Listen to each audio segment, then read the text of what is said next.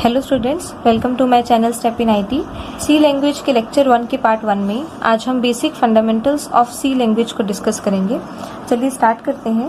It is one of the powerful programming language that is used to write a computer programs. Computer program को लिखने के लिए ये one of the programming language है। अब question ये राइज होता है कि प्रोग्रामिंग लैंग्वेज होती क्या है और उसकी रिक्वायरमेंट हमें क्यों है। इसे हम एक डायग्रामेटिकली समझते हैं तो हमें ज़्यादा क्लियर होगा। Let us take an example.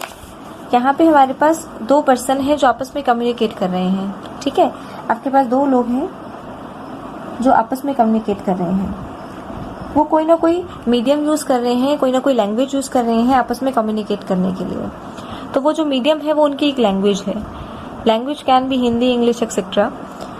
वो अब क्वेश्चन ये है कि ये दो लोग आपस में कम्युनिकेट क्यों कर रहे हैं। In order to transfer the information from one person to another. वो आपस में इन्फॉर्मेशन का क्या कर रहे हैं, एक्सचेंज कर रहे हैं। इस केस के अंदर अगर हम इनसे कोई क्वेश्चन पूछते हैं, जैसे कि मैं आपसे कोई क्वेश्चन पूछती हूँ 2 to power 3 क्या होता है, ठीक है, तो आप बहुत ही इजीली आंसर कर देंगे दैट इट इज 8। ठीक है, अगर मैंने आपसे पूछा 2 to power 3 क्या होता है, इट इज 8। ठीक है, लेकिन अगर मैं कुछ क्वेश्चन उसको कॉम्प्लेक्स कर दूं, फॉर एग्जाम्पल अगर मैं बोलूँ 2 4 5 6 टू द पावर 9, आप इन वैल्यूज का आंसर तो कर देंगे, लेकिन क्या होगा, ये अ बिट लेंथी होगा। जब हमारे पास कॉम्प्लेक्स क्वेश्चंस आ जाते हैं या फिर हमारे पास कॉम्प्लेक्स सिचुएशंस आ जाती हैं जिसको आंसर करना हमारे लिए थोड़ा सा लेंथी हो जाता है या फिर ज्यादा टाइम कंज्यूमिंग होता है, तो उस केस में हम क्या यूज करते हैं, मशीन्स यूज करते हैं। ठीक है, अब यहाँ पे हम क्या यूज कर रहे हैं, ये एक एग्जाम्पल लिया हमने, एक कंप्यूटर यूज कर रहे हैं इस तरह की वैल्यूज को सॉल्व आउट करने के लिए। लेकिन आप देख सकते हैं कि जो पर्सन है उसको तो या तो हिंदी, इंग्लिश इस टाइप की लैंग्वेजेस मालूम है, जबकि जो कंप्यूटर है वो कौन सी लैंग्वेज समझता है, सिर्फ और सिर्फ बाइनरी लैंग्वेज। अब हमें तो बाइनरी लैंग्वेज आती नहीं है, तो दैट मीन्स हमारा यहाँ पे डायरेक्ट कनेक्टिविटी तो नहीं हो सकती, हम डायरेक्ट तो कांटेक्ट इनसे कर नहीं सकते। जब इसी कारण से अब क्योंकि हम इससे डायरेक्ट जो है कम्युनिकेट नहीं कर सकते, हमें कोई ना कोई और अदर मीडियम चाहिए जिससे हम इस कंप्यूटर के थ्रू, इस मशीन के थ्रू कांटेक्ट कर सकें और अपनी आंसर पे अराइव कर सकें। उस केस के लिए हम क्या यूज करते हैं, वी यूज प्रोग्रामिंग लैंग्वेजेस। अब प्रोग्रामिंग लैंग्वेज जो है वो एक तो नहीं है।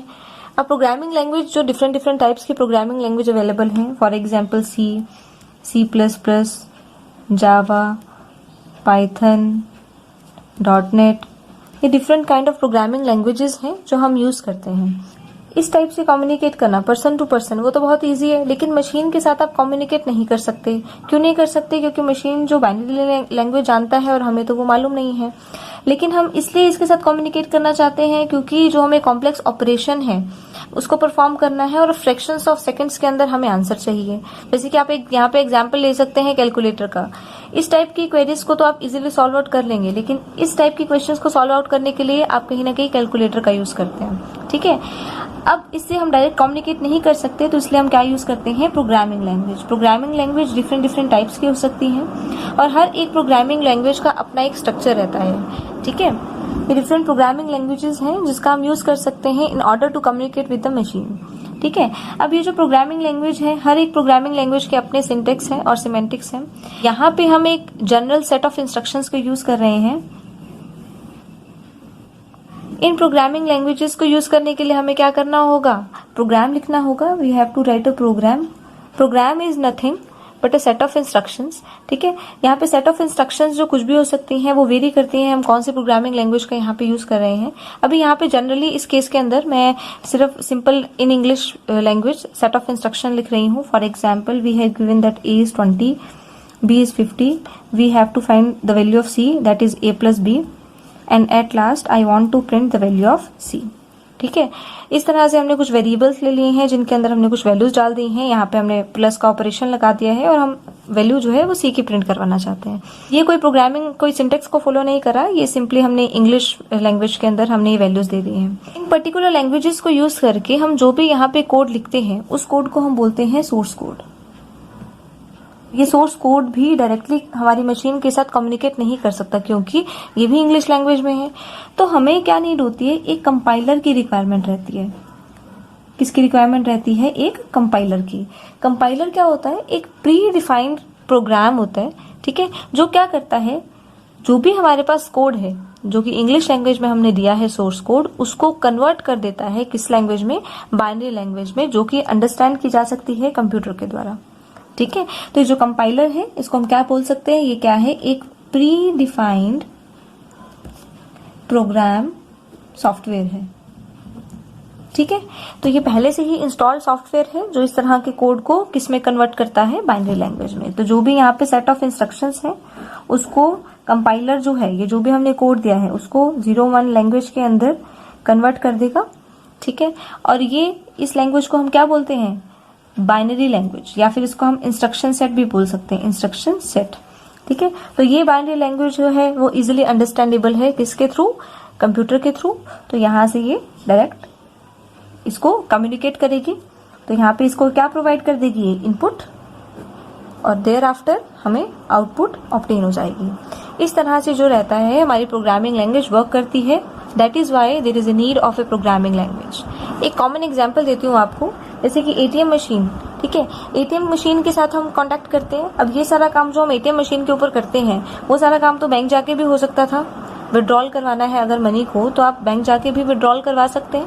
लेकिन एटीएम मशीन का क्या यूज है, अगर आप एक सिटी के अंदर रहते हैं, फॉर द मीन वाइल आप किसी और सिटी के अंदर चले गए हैं, और तब भी आपको अगर विड्रॉ करवाना है अमाउंट को, तो भी आप इजिली कहीं पे भी एटीएम मशीन के थ्रू अपना अमाउंट जो है वो विड्रॉ करवा सकते हैं। इसलिए क्या हो गया, कॉम्प्लेक्स ऑपरेशन को हमने विद ईज परफॉर्म कर लिया, और हमें जो आउटपुट मिली वो किस में मिली, इन फ्रैक्शन ऑफ सेकंड्स। ठीक है, अब आप मुझे एक बात और बताइए, एटीएम मशीन को यूज करने के लिए क्या आपको प्रोग्रामर होना रिक्वायर्ड है? जरूरी तो नहीं है कि जो भी एटीएम मशीन को ऑपरेट करेगा वो प्रोग्रामर ही होना चाहिए। ठीक है, तो कोई भी नॉन टेक्निकल पर्सन भी हो सकता है कि जो एटीएम मशीन को ऑपरेट करे।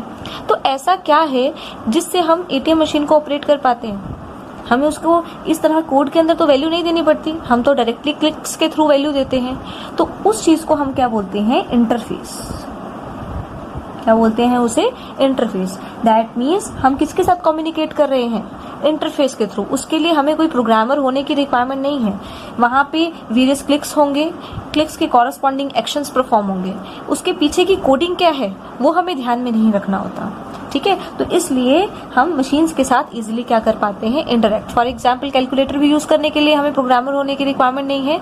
ठीक है, कोई गेम रन करने के लिए हमें प्रोग्रामर होने की रिक्वायरमेंट नहीं है, क्योंकि हम उसके किसके साथ इंटरेक्ट करते हैं, इंटरफेस के साथ। और इंटरफेस जो है वो 2 टाइप्स के रहते हैं।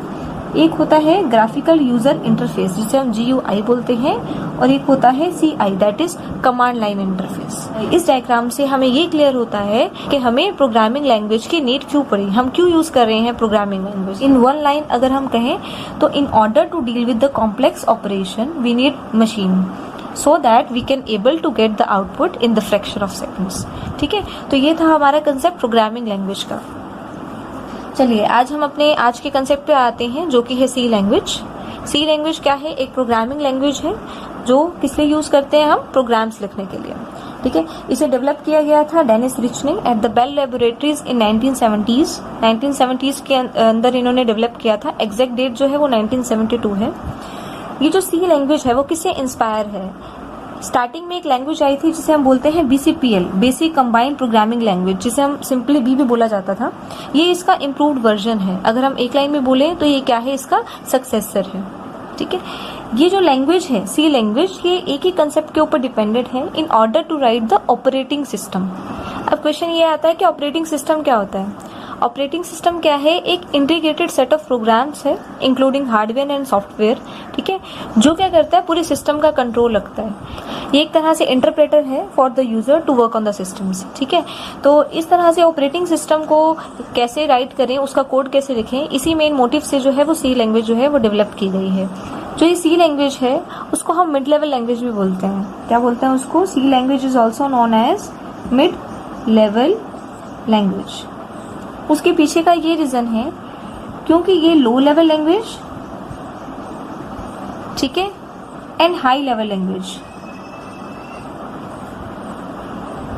दोनों के साथ काम करते हैं। दैट मीन्स इसके अंदर लो लेवल के भी फीचर्स हैं और हाई लेवल लैंग्वेज के भी फीचर्स हैं। अब बात करते हैं कि लो लेवल लैंग्वेज क्या होती है। ध्यान से समझेंगे, जो लो लेवल लैंग्वेज होती है वो क्या होती है, मशीन डिपेंडेंट। ठीक है, और जो हाई लेवल होती है वो मशीन इंडिपेंडेंट होती है, मतलब कि वो मशीन के ऊपर डिपेंडेंट नहीं होती। इंडिपेंडेंट। एक और डिफरेंस है इसका, जो लो लेवल लैंग्वेज है वो है क्या है, फास्ट टू रन है, जल्दी इसका जो कोड है वो जल्दी रन किया जाता है। अगर बात करें समझने की, तो जो लो लेवल लैंग्वेज है a bit difficult to understand है, जबकि जो हाई लेवल लैंग्वेज है इसके अंदर कुछ इंग्लिश वर्ड्स भी यूज होते हैं, इसलिए ये इजी रहती है समझने में। क्या है ये, इजी टू अंडरस्टैंड। अब आप देखिए जो सी लैंग्वेज है उसके अंदर ये दोनों के फीचर्स हैं, ठीक है। वो कैसे, सबसे पहले क्या है, ये मशीन इंडिपेंडेंट है। मशीन इंडिपेंडेंट मीन्स ये पोर्टेबल है। ये जरूरी नहीं है कि अगर आपने एक सिस्टम के ऊपर अपना कोड लिखा है तो आपको जब दोबारा रन करना है तो आप सिर्फ उसी सिस्टम के ऊपर वो कोड रन कर सकते हैं, ठीक है। अगर आप किसी और सिस्टम के अंदर भी वो कोड रन करते हैं तो भी आप उसको इजिली रन कर सकते हैं। That means it is portable, ठीक है। तो उसको जरूरी नहीं है कि सेम सिस्टम के ऊपर ही आपको रन करना है। तो क्या हो गई, मशीन इंडिपेंडेंट हो गई। सेकेंडली ये क्या है, फास्ट टू रन है। Fast to run in the case इसकी जो स्पीड है ना वो सेम एज असेंबली लैंग्वेज है। मतलब कि जब इन्होंने इसके कोड को रन करके देखा तो जिस स्पीड से असेंबली लैंग्वेज का कोड रन होता था सेम स्पीड से सी लैंग्वेज का कोड रन होने लगा, ठीक है। दैट इज वाई इसको हम एज अ ऑपरेटिंग सिस्टम को लिखने के लिए इस लैंग्वेज का यूज किया जाता है, ठीक है। तो इसलिए क्योंकि क्या है, ये इजी टू रन है, मतलब बहुत इसकी जो स्पीड है वो काफी फास्ट है। आप ये बोल सकते हैं कि जो असेंबली लैंग्वेज है और जो सी लैंग्वेज है दोनों की अप्रोक्सीमेटली सेम स्पीड है कोड को रन करने के लिए, ठीक है।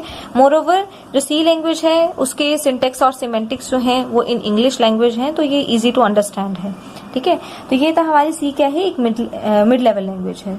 इसका एक फीचर और है कि जो यूनिक्स ऑपरेटिंग सिस्टम है वो कम्प्लीटली डिपेंडेंट है सी लैंग्वेज के ऊपर, ठीक है। मोरओवर सिर्फ ऑपरेटिंग सिस्टम ही नहीं, डेटाबेसेस, कंपाइलर्स, ड्राइवर्स, ये सब चीजें भी जो है उसके कोड के लिए हम सी लैंग्वेज को ही प्रेफर करते हैं। दैट मीन्स जो सी है वो क्या है, सिस्टम डेवलपमेंट लैंग्वेज है। एक और चीज हम कंसिडर करते हैं, जैसे सी को मिड लेवल लैंग्वेज कहा जाता है, ठीक है। सिमिलरली इसको एक और नाम से भी जाना जाता है, it is also known as the mother language. Mother language क्यों कहा जाता है, क्योंकि जितने भी कंपाइलर्स हैं, ड्राइवर्स हैं, JVM है, जावा वर्चुअल मशीन और कर्नल्स हैं, ठीक है, ये सब जो है वो भी बेसिकली सी लैंग्वेज के अंदर ही इनका कोड जो है वो लिखा जाता है, ठीक है। तो ये थी हमारी कुछ बेसिक इंट्रोडक्शन कि सी लैंग्वेज क्या होती है, जिसके अंदर हमने इसकी सम ऑफ द कैरेक्टरिस्टिक्स को भी डिस्कस किया कि हमें मालूम होना चाहिए कि जो लैंग्वेज हम पढ़ने जा रहे हैं उसका मेन मोटिव क्या है, वो हम क्यों यूज कर रहे हैं, इसके बेसिक कैरेक्टरिस्टिक्स क्या हैं, ठीक है। वैसे तो हमने इंट्रोडक्शन में सम ऑफ द कैरेक्टरिस्टिक्स को डिस्कस कर लिया है, लेकिन फिर भी हम एक बार डीपली एनालाइज करेंगे what are the basic characteristics of C. अगर अब हम बात करें इसके वेरियस कैरेक्टरिस्टिक्स की, ठीक है, इसके काफी सारे कैरेक्टरिस्टिक्स हैं, ठीक है, जो सी लैंग्वेज को एक पावरफुल लैंग्वेज बनाते हैं। Number 1 is reliability. जो सी है वो काफी ज्यादा रिलायबल है, दैट इज वाई इसको हम यूज करते हैं।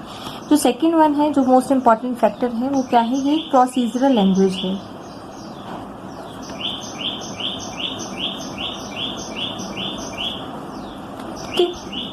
प्रोसीजरल लैंग्वेज का मीनिंग क्या है, प्रोसीजरल लैंग्वेज मीन्स जिसके अंदर आप स्टेप बाय स्टेप जो है इंस्ट्रक्शंस को फॉलो अप करते हैं, ठीक है। That means you have to follow.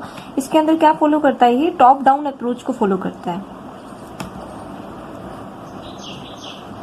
जो भी आप कोड लिखेंगे वो फ्रॉम टॉप टू डाउन जो है इस अप्रोच को फॉलो करता है, ठीक है। थर्ड इसकी कैरेक्टरिस्टिक ये है, ये क्या है, पोर्टेबल है। पोर्टेबिलिटी के बारे में हमने पहले भी डिस्कस किया है। जरूरी नहीं है कि अगर एक सिस्टम के अंदर प्रोग्राम लिखा है तो आपको उसी के अंदर ही रन करना है, आप डिफरेंट सिस्टम के ऊपर भी उसको रन कर सकते हैं, ठीक है। तो ये जो है वो मशीन इंडिपेंडेंसी को बताता है कि that it is a machine independent language, ठीक है। फोर्थ कैरेक्टरिस्टिक जो है वो इसकी, वो क्या है, इसकी स्पीड। इसके बारे में भी हमने पहले डिस्कस करा है कि जो इसकी स्पीड है वो अप्रोक्सीमेटली इक्वल है to the assembly language. That is why it is mainly used to write the operating system. Moreover इसको हम databases, JVMs, compilers, drivers, embedded systems, इनके कोड को लिखने के लिए हम सी लैंग्वेज का यूज करते हैं, ठीक है। नंबर 5 जो इसकी कैरेक्टरिस्टिक है वो है इसकी ability to extend itself. Ability to extend itself, ठीक ठीक है। ये क्या है, इसके पास एबिलिटी है कि ये अपने फंक्शंस को, जिसके अंदर जो भी इसके सी लाइब्रेरी के अंदर सपोर्ट करते हैं जो फंक्शंस, उसको एक्सटेंड कर सकती है। मोरओवर आप खुद से अपने फंक्शंस भी क्रिएट कर सकते हैं, यूजर डिफाइंड फंक्शंस जिसे बोलते हैं, जिसे हम फर्दर अपनी वीडियोस के अंदर डिस्कस करेंगे। ठीक है। नेक्स्ट इसकी कैरेक्टरिस्टिक ये है कि ये क्या है, रिकर्सिव प्रोग्रामिंग को फॉलो करती है। किसको फॉलो करती है? रिकर्सिव प्रोग्रामिंग को। नेक्स्ट इसकी कैरेक्टरिस्टिक जो है वो है बिल्ट इन फंक्शंस। वो फंक्शंस जो ऑलरेडी इसकी सी लाइब्रेरी के अंदर एग्जिस्ट करते हैं। ठीक है। And eighth characteristic is graphic programming. It support graphics. And ninth one, user can write their own additional libraries.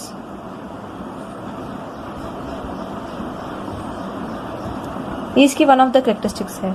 ठीक है। तो ये कुछ कैरेक्टरिस्टिक्स हैं सी लैंग्वेज के।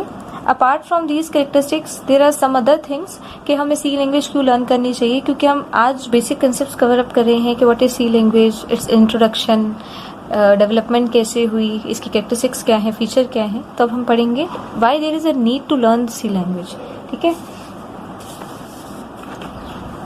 One of the important need ये है कि हमें सी प्रोग्रामिंग क्यों लर्न करनी चाहिए। ये क्या करती है, हमें हेल्प करती है to understand the internal architecture of the computer, to understand the internal architecture of computer. Internal architecture means कि कैसे कंप्यूटर इंफॉर्मेशन को स्टोर करता है, रिट्रीव करता है। ठीक है। इनपुट लेता है एंड आउटपुट हमें प्रोड्यूस करता है। ठीक है। तो इस तरह की इंटरनल आर्किटेक्चर को समझने के लिए हमें सी लैंग्वेज की रिक्वायरमेंट है। और second, one of the most important thing जो है, अगर हम सी लैंग्वेज को लर्न कर लेते हैं तो वो हमें एक पाथ प्रोवाइड करती है to understand other programming languages, जैसे कि जावा, C++, पाइथन, .NET, इस तरह की वेरियस लैंग्वेजेस को लर्न करने के लिए ये हमें क्या प्रोवाइड करती है, एक बेसिक लॉजिक प्रोवाइड करती है, एक बेसिक पाथ प्रोवाइड करती है। That means after learning C language it is easier to learn other programming languages. That means easier to learn other programming languages. Because जो हमारा लॉजिक रहता है ना, चाहे वो कोई भी लैंग्वेज है, चाहे वो सी है, जावा है, एनी अनदर लैंग्वेज है, लॉजिक हमेशा सेम रहेगा। ठीक है। डिफरेंस कहाँ आता है? सिर्फ उसके सिंटेक्स में और उनके सिमेंटिक्स में, वो थोड़ा सा डिफरेंस रहता है। अगर आपका बेसिक सी का क्लियर है तो अदर लैंग्वेजेस को समझना आपके लिए बिल्कुल भी डिफिकल्ट टास्क नहीं रहेगा। तो इसलिए हमें सी प्रोग्रामिंग जो है वो लर्न करनी चाहिए। थर्ड, इसका रीजन ये है, ये अपॉर्चुनिटी हमें प्रोवाइड करता है to work on open source, to work on open source. यहाँ पे देखिए ओपन सोर्स का मीनिंग क्या है। मैंने आपको प्रीवियसली भी बताया, जो सी प्रोग्रामिंग है वो बेसिक इस कंसेप्ट के ऊपर डिपेंडेंट है कि हमें ऑपरेटिंग सिस्टम का कोड लिखना है, हमें डेटाबेसेस का कोड लिखना है, कंपाइलर्स के लिए हमें कोड राइट करना है, कर्नल्स के लिए राइट करना है। ठीक है। तो इस टाइप का ये जो हमें प्रोवाइड करती है provision to work on open sources. Open sources means to write databases, to write operating systems, to write compilers, to write interpreters. Basically क्या है, ये सिस्टम की प्रोग्रामिंग लैंग्वेज है। ठीक है। That is why there is a need to learn C programming. Students, I hope कि जो आपका बेसिक कंसेप्ट है कि सी प्रोग्रामिंग क्या है, क्यों लर्न करनी चाहिए, उसकी कैरेक्टरिस्टिक्स क्या है, फीचर क्या है, तो आई होप आपको काफी चीजें क्लियर हो गई होंगी। ठीक है। जैसे कि हर चीज के एक प्रोज एंड कॉन्स हैं, तो सी प्रोग्रामिंग के भी कुछ ड्रॉबैक्स हैं। नंबर वन जो ड्रॉबैक वो इसका ये है, it is not used for internet programming language. Internet programming language वो लैंग्वेज होती है जो हम, जैसे कि वेबसाइट्स बनाने के लिए जो प्रोग्रामिंग लैंग्वेजेस का यूज किया जाता है। ठीक है। जैसे कि PHP हो गया, पाइथन, जावा, ये जो लैंग्वेजेस हैं वो क्या है, इंटरनेट प्रोग्रामिंग लैंग्वेजेस हैं। Internet programming languages like Java, PHP, Python etcetera. ठीक है। सी लैंग्वेज को हम as an internet programming language जो है वो यूज नहीं कर सकते, क्योंकि बेसिकली ये सिस्टम प्रोग्रामिंग लैंग्वेज की तरह एग्जिस्ट करती है। ठीक है। नंबर टू ड्रॉबैक ये है इसका poor error detection. Poor error detection. इसके अंदर जो एरर डिटेक्शन है वो समहाउ पुअर है, ये इसका सेकेंड ड्रॉबैक है। Third one is the use of the pointers. Use of pointers जो है वो बेसिकली एड्रेसेस को मैनिपुलेट करने के लिए यूज किए जाते हैं। सी लैंग्वेज जो है वो पॉइंटर्स का यूज करती है, लेकिन जो हमारी अदर लैंग्वेजेस हैं, ठीक है, जैसे कि सी प्लस प्लस, जावा एक्सेट्रा, इन्होंने क्या कर दिया, पॉइंटर्स का जो यूसेज है वो बिल्कुल स्टॉप कर दिया। उसके अंदर पॉइंटर्स नहीं यूज होते क्योंकि इसके अंदर एड्रेसेस मैनिपुलेट कर सकते हैं, तो जिसके कारण थोड़ा सिक्योरिटी का इशू रहता है। उस इशू से बचने के लिए, सिक्योरिटी का इशू ना रहे, उस इशू से बचने के लिए वेरियस जो प्रोग्रामिंग लैंग्वेज है उन्होंने इस कंसेप्ट को रिमूव कर दिया। ठीक है, तो ये सम ऑफ द ड्रॉबैक्स हैं सी प्रोग्रामिंग के, but it is a good programming language, you should learn, क्योंकि ये हमें एक बेसिक कंसेप्ट प्रोवाइड करती है, बेसिक लॉजिक प्रोवाइड करती है कि how we can learn other programming languages. ठीक है, तो ये था हमारा part 1 fundamentals of C programming का। पार्ट 2 के अंदर हम इसके अदर फंडामेंटल्स को डिस्कस करेंगे। नोट्स का लिंक डिस्क्रिप्शन बॉक्स में दिया गया है। If you have any query then please ask in the comment section और you can mail us at the ID given in the description box. Thanks for watching.